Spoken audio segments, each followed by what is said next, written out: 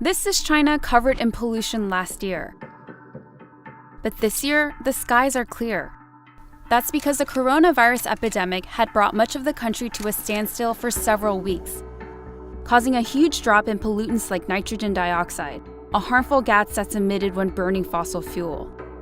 Compared to previous years, it's below typical levels. If you close down factories or reduce the amount of cars on the road, you're going to reduce the pollution levels. And from that, we can deduce that the economic activity has been decreased. In early February, Chinese President Xi Jinping publicly declared a people's war against the virus, that extreme measures like shutdowns that prevented people from returning to work were necessary. But he also cautioned that those efforts should not jeopardize economic development. Now, a dramatic change in pollution over the country suggests that striking that balance could be difficult. In the past few decades, China has grown to become the world's largest coal consumer. Its large manufacturing-based economy burns 95% of the country's coal, making it the world's biggest emitter of greenhouse gases. Usually during the Lunar New Year, most industries wind down for a week and power plants burn a lot less coal. Coal consumption usually rebounds after the week-long break, which means pollution levels pick up too. Because the levels of nitrogen dioxide in China are so high, we can easily detect that from space.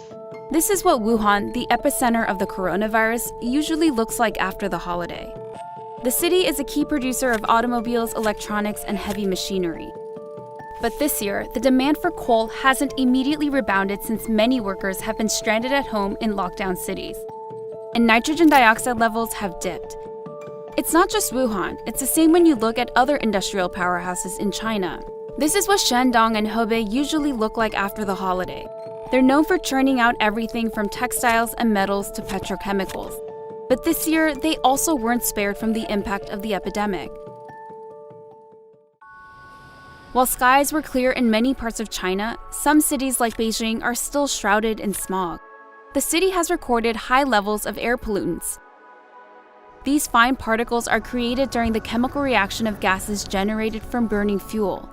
Heating systems and Beijing's geography can affect this reading. But there's one huge source of pollution that can't be missed. Major steelmakers around the capital don't stop production during the holiday because going offline is costlier than running all year round. So during the city shutdown, some factories continue to produce steel. Li Hongmei is an analyst who tracks the Chinese metal industry. Because of the outbreak, all the normal pattern has been broken. So the construction sites are still in the process of resuming work. That's why their steel consumption slowed down and delayed. Steel inventories are now at record high levels because buyers in the construction industry are demanding less right now. Home sales were already cooling before the virus. Now they're below last year levels. Whenever you're not so sure about your national economy, you're not so sure about your job security, about your income, people definitely will be reducing the expenditure in the investment. In recent days, Xi has been touting efforts to meet economic targets while containing the virus, like heavy stimulus to support banks and tax cuts for small businesses. But analysts say it's not clear whether these measures can help make up for lost ground. Some factories are slowly resuming production. The pollution levels that we're observing from space are beginning to increase, which may indicate that economic activity could be resuming. Beijing recently put out the first full month of economic data after the virus hit China.